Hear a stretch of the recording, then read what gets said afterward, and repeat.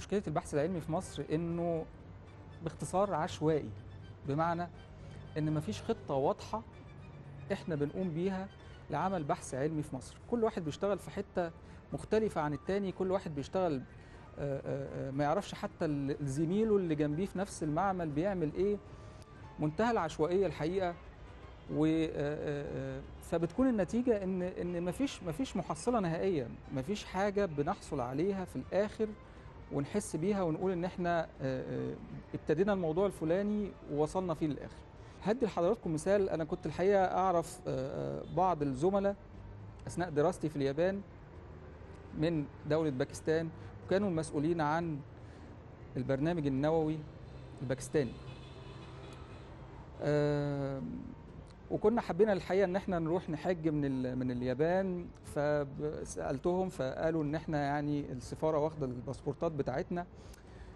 فسالتهم يعني حتى انتوا ما بتعرفوش تتحركوا وانتوا بره باكستان؟ قالوا لي لا، احنا جايين في هدف معين، نحققه ونرجع تاني باكستان. الجماعه دول مخططين ازاي؟ عشان بس نعرف ازاي يكون التخطيط في البحث العلمي. هم حاطين خطه لتصنيع القنبله الذريه.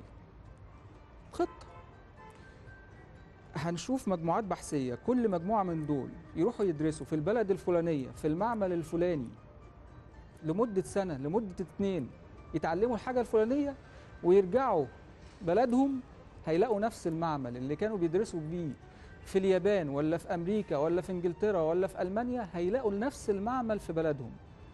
يبقى راجع النهاردة تاني يوم يشتغل في المعمل بتاعه. ما حصلش معاهم زي اللي بيحصل معانا. يعني أنا واحد من الناس مصروف عليا في البعثة بتاعتي أكتر من 1,000,000 جنيه. رجعت من اليابان ما لقيتش كرسي ومكتب أقعد أشتغل عليهم. فكانت النتيجة إيه؟ معظم زمايلي طبعا مشوا سووا البلد. يعني مش عارفين يعملوا حاجة. لازم يكون عندنا خطة واضحة. الدولة لازم تحط مجالات معينة وتقول إن إحنا عايزين ننهض بهذه المجالات في البحث العلمي، ونودي ولادنا يدرسوا في المجالات دي ويرجعوا ولادنا تاني يوم يشتغلوا في معامل وإمكانيات وتجهيزات اللي تمكنهم من تحقيق الهدف ده. ما تبقاش العملية بالعشوائية اللي احنا فيها دي. ساعتها فعلا نقدر نقول ان احنا حققنا حاجة، نقول ان احنا عايزين نحقق حاجة في الزراعة، في الصناعة، في علوم الفضاء، في اي مجال من المجالات. هنقول ان احنا عندنا مشكلة في تمويل هذه الابحاث. لازم يكون التمويل ذاتي. احنا مش بلد فقيرة يا اخوانا. احنا بلدنا فيها فعلا موارد كتير وامكانيات كتير. احنا شفنا في اوروبا الشركات الكبيره بتعمل مراكز ابحاث داخل الجامعات.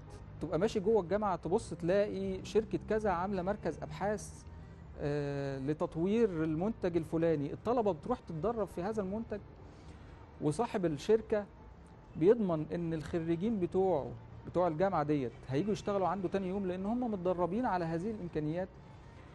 وبيضمن برضو ان هو بيطور المنتج بتاعه. فالعمليه بمنتهى البساطه عايزه فكر، وان احنا نخرج من الصندوق الضيق اللي احنا بنفكر فيه دوت. والتمويل مش مشكله. احنا عندنا امكانيات اكتر واحسن من دول كتير. لو بصينا لباكستان ولا حتى الهند، لا يا جماعه، احنا امكانياتنا اضعاف هذه الدول، ونقدر فعلا نقوم بنهضه في مجال البحث العلمي ان شاء الله.